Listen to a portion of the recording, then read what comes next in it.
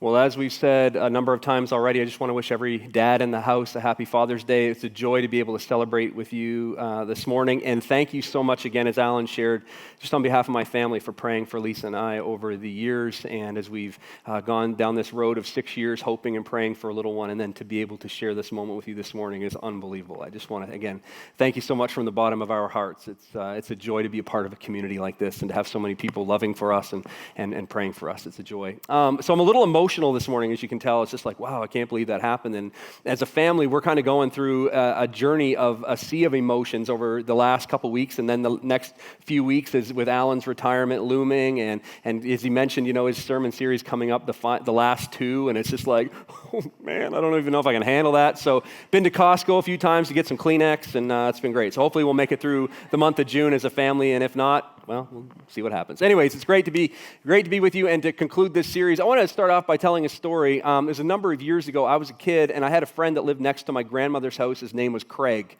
And Craig and I used to play marbles in my grandmother's driveway. We used to dig a hole in the driveway, and then we'd take turns, shooting marbles, and the person who, the one of us that got their marbles in the hole the fastest won, and it was kind of winner takes all. And it was bragging rights in that day, like when you showed up to school, the kid who had the most marbles at the beginning of every school day was like the guy. Like, it was like, wow, this is amazing. And so I loved being that guy. I loved winning. I still love winning. In fact, I'm one of the most competitive people that I know. It drives some people that know me crazy. I just hate losing. And but on this fateful day that I was playing marbles with Craig, I lost all of my marbles to a cheater.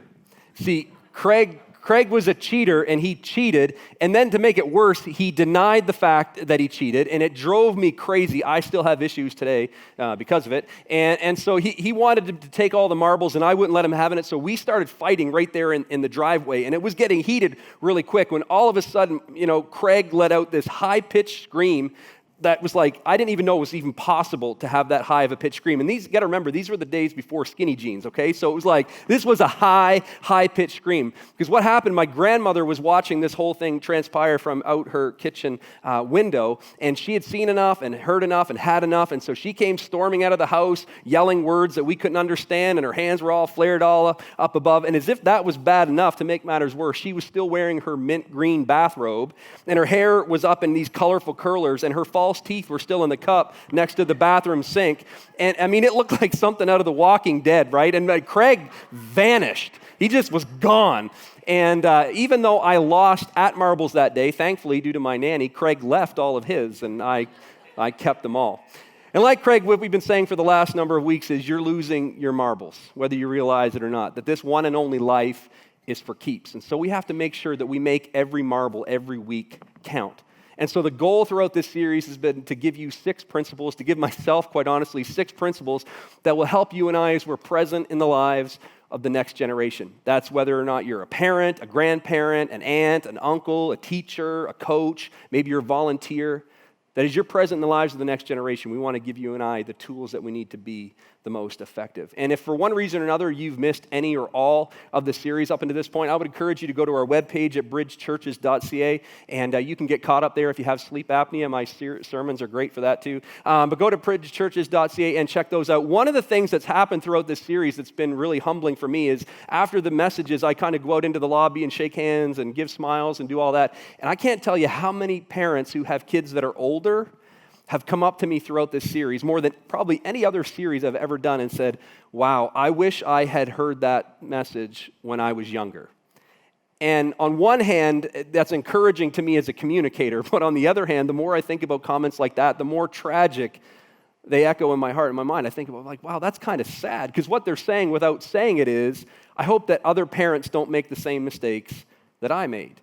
And as I was preparing for this series, for this 6-week series, I talked to more people in this church than I can tell you. I went to wonderful couples. I talked to parents. I talked to parents who have young kids, parents who have kids in their teens, parents who have kids that are grown and gone. I talked to grandparents, and I just asked a lot of questions, and I leaned into their experience. So much so that a lot of what I've shared with you and will share with you today is what they shared with me. And under it all, if you were to take everything that I heard and kind of whittle it down, boil it down to just kind of 1 or 2 phrases, it kept coming back to this idea of time. That time, what we do with the time that we have, the intentionality we give to the time that we have, is incredibly important. So this whole series has been based around that sentiment that I heard from all the people that I talked to, because time is powerful. Time is powerful, and because you and I only have so much time, what we need more than anything else is wisdom as we make decisions as to what to do or what not to do with the time that we have left, that we need wisdom. And so the banner through which this entire series has fallen under is a simple prayer that a man named Moses prayed in the book of Psalms. As the leader of an entire nation, not just a home, but an entire nation, Moses prayed this prayer. He said, "Teach us to number our days that we may gain a heart of wisdom." And so in an effort to help you and I learn to number our days, one of the practical ways I encouraged us all to do this was to get a jar like this right here and to fill it full of marbles. And this jar right here has 936 marbles in it. And that number is significant because we said throughout this series that 936 is the estimated number of weeks between birth and high school graduation. And so my challenge to every parent in the room was to get a jar like this that represented every child in their home and to do some calculations to figure out how many marbles, how many weeks that you have left, and then to get into the routine, get into the rhythm, get into the habit at the end of every week to take one marble out. Because when you see how much time you have left, when you learn to number your days, it will help you become more intentional with the time that you have left. And you'll gain wisdom as you make decisions as to what to do or, again, what not to do with the time that you have. And so the goal for this series was to share 6 principles that will ensure that you and I make the most of the time that we have left. And really quickly, I want to go through them. We said in week 1, time over time makes a history worth repeating. It takes your time over time. What you choose to do with the time that you have over time makes a history worth repeating. You're already making a history in the lives of the kids in your homes and in your world. The question is it a history worth repeating? Are you building the kind of history? Are you building the kind of heritage? Are you leaving the kind of legacy that you would be proud for one day your kids to pass on to their kids? In order to do that, when it comes to time, you have to say no to a lot of good things in order to say yes to the best things, your family, your kids. That's what leaves a history worth repeating. We said that love over time reflects worth. That as parents, as adults, we have to prove our love, like it or not, we have to prove it over time. And we said that the way that you do that is by being present, both in the random and the predictable times. It's by getting and continually getting to know your kids and never walking away. And when you love your kids in that way, over time, it reflects that they have worth. And it's a worth not found in what they do or how well they do what they do. It's a worth that's simply found in who they are. And when we love them with that kind of unconditional love, they'll learn to love themselves in a healthy way, and it will give our words weight when we say them, because it's important to say them. Words over time can impact someone's direction, that the words you choose, the words I choose to give kids and teenagers shapes the way they see the world, shapes the way they see themselves, shapes the way they see God. And like you and I, they make decisions based on what they see, decisions that will impact the direction that their life will take. So, words are important, especially when you tell stories with them, because stories over time shape someone's perspective. They shape someone's perspective, shape a child's perspective. Kids and teenagers, they need stories from grandparents and older influencers that will give them the relational history they need to gain a healthy perspective around their identity, who they are, and where and what they came from. They need that from stories. They need fictional stories to give them the cultural history they need to connect to a wider community, to develop values. And they need Bible stories. Kids and teenagers need stories from the Bible to give them the spiritual history, the spiritual foundation that helps them to see that they are a part of a much bigger narrative, one where God is the author and one where He has invited them to play a significant role. And stories shape our emotional, relational, moral, and spiritual perspectives.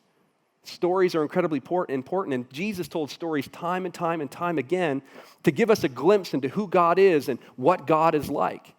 And last week, we looked at a story that Jesus told of a father who had 2 sons, and in that story, we discovered that tribes over time show us that we belong. And the 2 tribes that are critical for every kid and every teenager are the family and the church.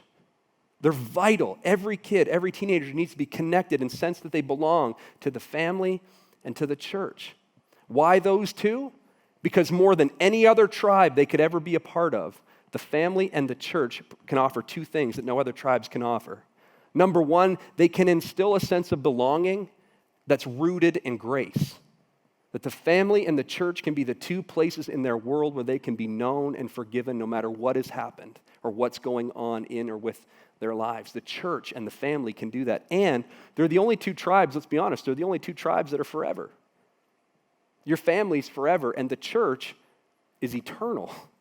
So, that's to kind of catch you up to speed to where we are. And today, the sixth principle as we end this series is going to basically be the cherry on top of an ice cream sundae, because supposedly it's summertime. So let's just kind of go with the Sunday idea. And let's say that today is kind of the cherry on the top of the sundae, because week after week, as we've been talking about these principles, I don't know if you've caught it or not, but we're layering on top of one another.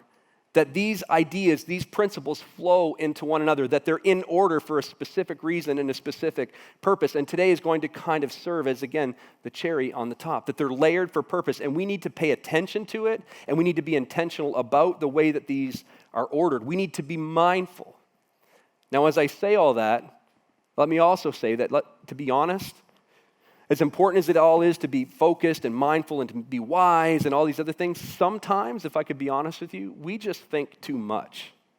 I don't know if you've ever thought that about yourself, but sometimes we just overthink things and analyze things way too much. And we get so busy, especially as parents, we get so busy, teaching our kids and leading our kids and providing for our kids, that we miss something incredibly important along the way. Just having fun with our kids. We get so caught up in the chaos of life that we just lose sight of actually having fun with our kids. And one of the most effective ways to stay connected to your kids is to simply have fun with them. Now, a lot of parent experts out there will tell you your role is to be their parent, not their best friend. And while that's true, I believe that doesn't mean that you shouldn't have fun with them. Somehow, as parents, as adults, and especially as Christians over the years, we've gotten to take ourselves too seriously. I don't know if you know this, but your kids were actually wired to have fun. They have what's called a play drive. Psychiatrists say they have a play drive. It's instinctive to them. They're wired to play. And here's a really interesting idea. You may have not thought of this. You were too, right? You were too, but somewhere along the way, you grew out of it. And the demands of adulthood robbed you of the one thing that you need more than anything else to connect to the kids in your home and in your world, your inner child. And far too many of us as adults, as parents especially, and even as Christians, we take ourselves so seriously. It's all over our faces, it's all over our priorities, it's all over our reactions, and we can't make fun the priority it should be because somewhere along the way we lost sight of its value. And you can't prioritize a value that you don't see, which is probably why fun isn't the priority it should be in the home, or if I could be honest, in the church. And if something about that statement makes you uncomfortable, I hope that you can drill down inside your own heart and inside your own mind to figure out why that bothers you so much. It may be time, and I just want to encourage you, don't quickly dismiss this idea and don't butt it away. Right? Don't butt it away with phrases like, but it's not our job to entertain kids. But kids need to learn to be reverent. But life is not all fun and games. But how can kids learn if they're having so much fun? It may be time. This is just a suggestion. It may be time to admit that you have a serious problem. And your problem is you're being too serious. You just have a problem with being too serious. And the only way to remedy your serious problem is to get uncomfortable long enough to get comfortable with the idea of having fun again. Let me put it this way. We need a fun adjustment in the home and in the church. That if we laughed a little longer, and we danced a little longer, and we played a little harder, maybe the kids that we care about would actually want to come around and stick around a little longer. And maybe we'd actually just have a little bit of fun in the process. Now, I've been fortunate enough over the years to serve in the local church. It's actually been almost 20 years that I've served in the local church. And especially in my days in student ministry, I met a lot of parents over the years and have talked to many parents. And I don't know how else to say this, but I'll just kind of say it as bluntly as I can just for the sake of time this morning and just to kind of move along. A lot of parents I've talked to, especially in student ministry over the years, were more concerned with whether or not their kids were sinning than whether or not their kids were having fun and playing and being kids. They were more worried is that they're sinning, they're doing this, and it's like they're kids, right? And maybe, and this is just a thought I want you to marinate on for a little bit, and I don't want to go down this rabbit trail too far, but maybe, just marinate on this for a minute.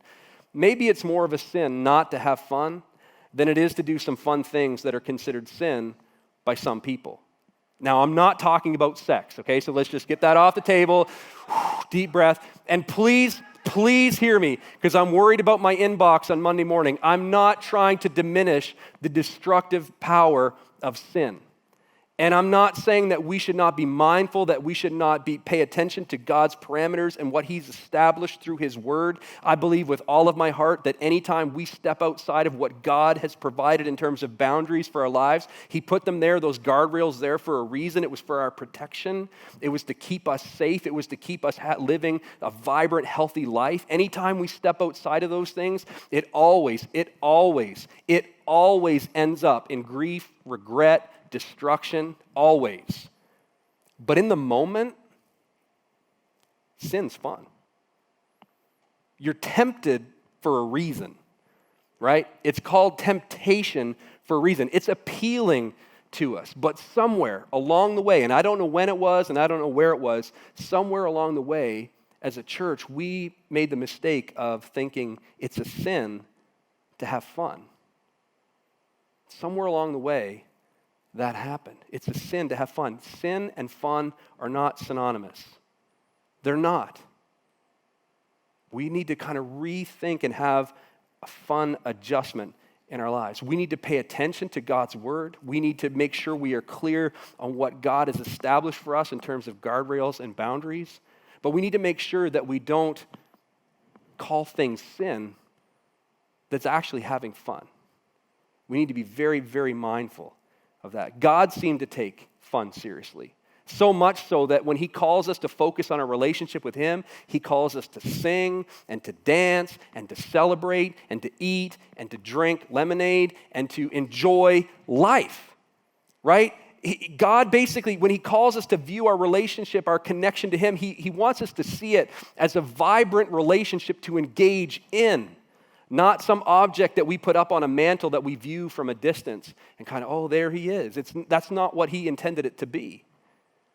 Now, please hear me. I'm not trying to trivialize our mission. I'm not trying to trivialize what we're called to be as believers, as Christians. I believe that we're called to live a life of self-discipline and sacrifice. There's an element of suffering that comes along with being a follower of Jesus. But at the same time, if you read through God's word, you will see time and time and time again that you and I are called to a life of joy, a life of purpose, a life of fellowship and community and fun. You and I are called to that kind of life. Fun is essentially, I believe in God's eyes, it's a command. Now, command may be a strong word, but let's just say that it's a strong suggestion. Because the word fun is not in the Bible. I looked for it, trust me. It's not in there. I looked twice. I even asked Alan. It's not in there, but all of its relatives are in there. Let me show you. May the righteous be glad. Rejoice in the Lord always, and a time to dance. For many years, that was a sin. Celebrate a festival to the Lord. A cheerful heart is good medicine. Worship the Lord with gladness. The fruit of the joy amongst other things, or the fruit of the Spirit amongst other things, is joy. They ate together with glad and sincere hearts. However many years anyone may live, let them enjoy them all. It's as if God created us, and then he said, I want you to enjoy yourself. I want you to enjoy each other, and I want you to enjoy everything that I have made. And I'm of the opinion, and this is just me, I'm of the opinion that Sunday should be the funnest day of the week. I believe that. Sunday, for many of us, it's the day we take naps. But I believe that Sunday should be the funnest day of the week. And if it's not, we should really rethink what it is we're doing. Now, I recognize that Sunday is the day that as a church we've chosen to celebrate the Sabbath. Right? And just because it's a day that's to be set apart doesn't mean it's a day that we shouldn't have fun. And if that's true, for a long time the church has seen the words holy and fun as completely exclusive terms. And if that's true, we should really rethink our theology. Because if that's our theology, we're missing something critical when it comes to this idea of fun and joy, and it's simply this. We were made to enjoy life and live a life full of joy. That if you're a Christian, if you're a follower of Jesus, we should be defined as the most joyful, right? The most joyful, playful, fun, hilarious, creative group of people on the planet. But the truth is, you may not know this, but for many of us, we're described as pessimistic, negative, arrogant, judgmental, and boring. And none of those words are fruits of the Spirit. None of them. So at the risk of oversimplifying things, because again, this is the cherry on the top and we're almost at the end. It's kind of like, let's get this thing over with. At the risk of oversimplifying it, what if we just played a little more and laughed a little more and sang and danced a little more? What if, I don't know, I'm just crazy, but what if we just smiled a little more at home and in the church? Maybe we would give the kids and teenagers in our homes and in our churches, in our world, maybe they gain a healthier perspective on their family and the Christian community. Now, research reinforces what God has said through his word through ages, and it's simply this: fun matters. Research reinforces this. There are so many studies and so many experts who talk about our play history. Did you know that you have a play history? And that play history in your life, let alone your kids, holds the keys to your emotional and relational health? There's one expert in specifically, his name is Stuart Brown, and he's a therapist who has done 30 years of research, and he talks about what he calls play deprivation. And he says, and this is incredible, he says it's critical, not a good idea. He says it's critical for children, for teenagers, and get this, for adults to keep having fun and to keep playing.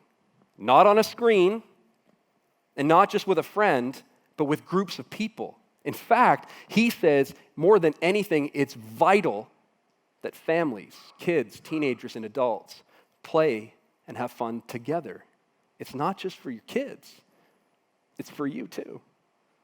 And here's what he says in this interesting article. The opposite of play is not work, it's depression. Whoa. The opposite of play is not work, it's depression. That's a really good reason to prioritize fun in the home and in the church. And here's another one. Another expert says when you play with kids on their level, you actually enter into their worlds. Lawrence J. Cohen is a therapist and a psychiatrist, and he says this is fascinating. Play is where children show us the inner feelings and experiences that they can't or won't talk about. They don't know how to express themselves, but when you play with them, you can find out what's really going on in them and with them. He goes on, we need to hear what they have to say, and get this, they need to share it. They need to share it. That's why we have to join children where they live on their terms. So for us as parents, for us as adults in the lives of children, whether you're serving in Bridge Kids, whether you're a coach, we need to have fun because fun opens the doors to a deeper relationship with the kids and the teenagers that we care so much about. So the bottom line is simply this: go have some fun. Go have some fun, and remember, it's okay. In fact, it's more than okay. It's critical. It's vital that you have fun. You were made to have fun. Did you know that? You were made to have fun, and we were made to have fun together, and fun is not a waste of time. In fact, it's the last principle that I want to share with you this series. Fun over time can make your relationships grow deeper. Fun over time can make your relationships grow deeper, and even if you don't have kids, you know this. If you're married, you really know this. Because you can think back to that day long ago when you were really cool, and you met the person of your dreams, and you prioritized fun in your relationship. You invested money, time, and resource. You put everything into having fun with that person, so much so that the more fun you had with that person, the more fun you wanted to have with that person, and your relationship grew and grew and grew and got to the point where you stood in a church at an altar or on a beach at some destination wedding, and you stood in front of all your friends and family, and you said, I do. Because you had so much fun with this person, you never wanted to be apart from them, and you said, I do for the rest of my life. And from that moment on, you know what you said? I don't. Because the demands of life, The demands of adulthood started causing you to have to prioritize other things, and your money went to different things, and your time went to different and other things that were more important and more pressing, and fun took a back seat, and so has your relationship. To the point where you've grown apart from the person that you couldn't, nothing in you wanted to be apart from them, and now you almost have nothing in common to the point where there are some of you that are sitting out there this morning, and I know this because this is just a thing about people, you may not even know why you're still married.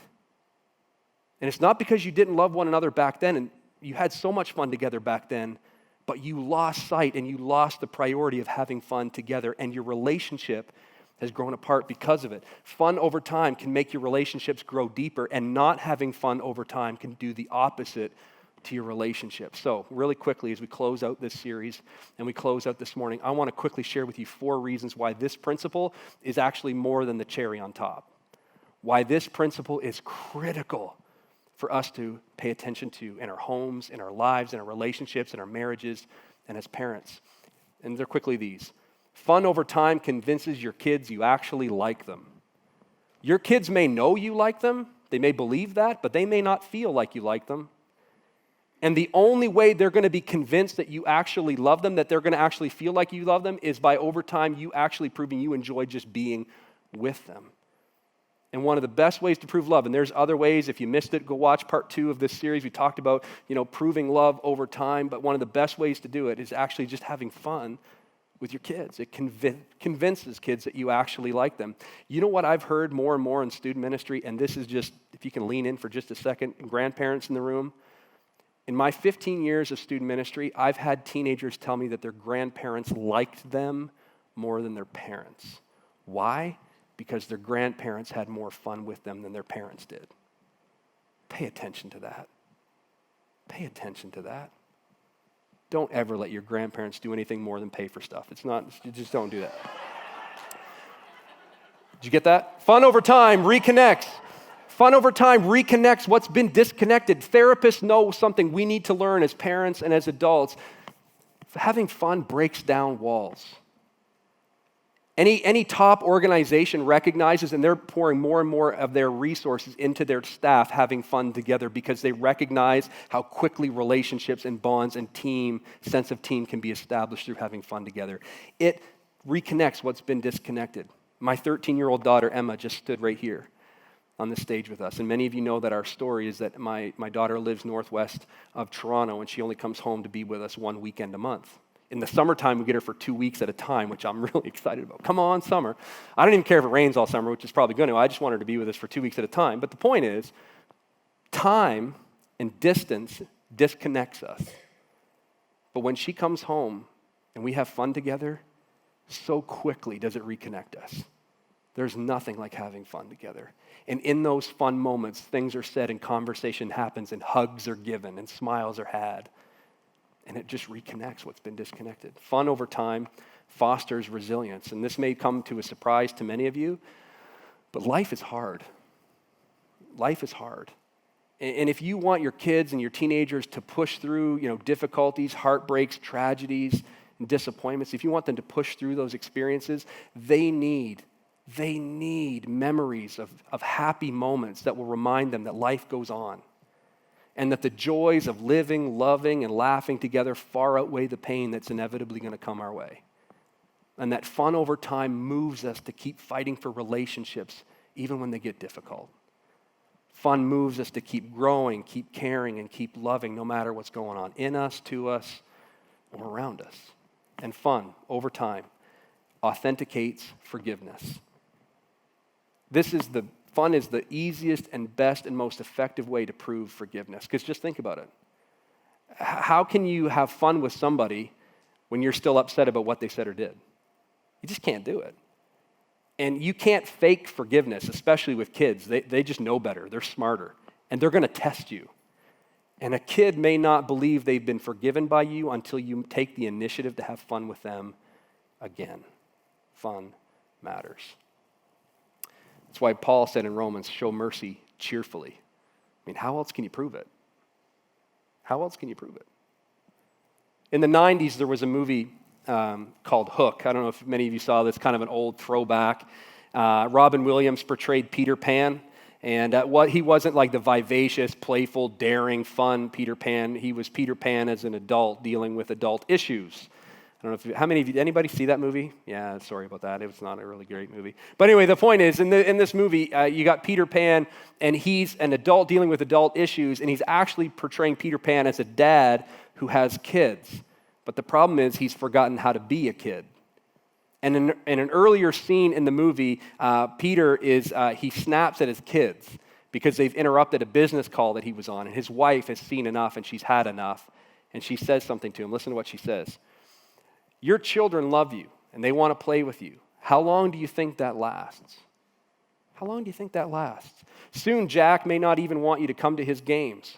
We have a few special years with our children when they're the ones that want us around. And after that, you're going to be running after them for a bit of attention. It's so fast, Peter. It's a few years and it's over. And you're not being careful. And you're missing it. And you're missing it.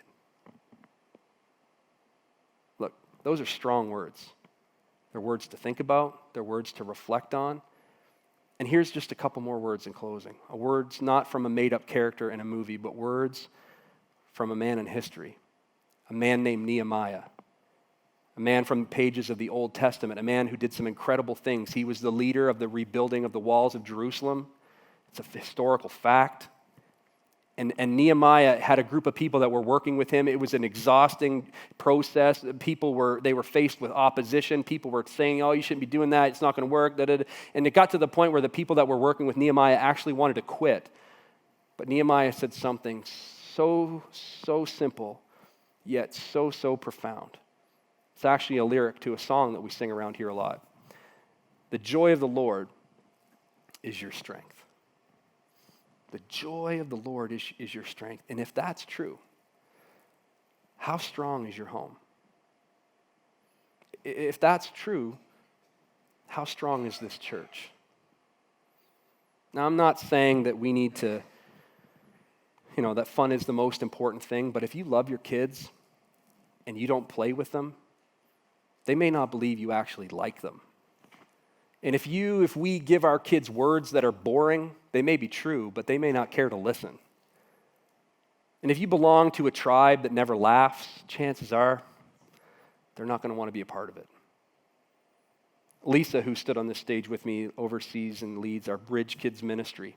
And in all of her team meetings, she says, where there's no fun, there's no one. And Bridge Kids has 3 core values. Everything that they do, they want to make it fun, they want to make it true, and they want to make it stick. And fun isn't a gimmick in Bridge Kids, it's a value because they recognize it takes relationships deeper. And so as we move forward as a church, we're going to up our fun. And it's not to just be silly, and it's not a gimmick. It's because we want to be a community defined by joy. We want to get together and love being together, and we want to be a group of people that just love laughing together, that we don't take ourselves so seriously. We've got one shot at this one and only life. We want to enjoy it. So whatever you do this week, whatever you choose to do this week, make it fun. If you want to build trust, if you want to leave a lasting influence, if you want to establish a deeper connection, you've got to make fun a priority, because there's nothing that connects to the heart of a child or a heart of a teenager more than having fun with them. So as we close today, every single one of us is losing our marbles. So let's make sure we make them count.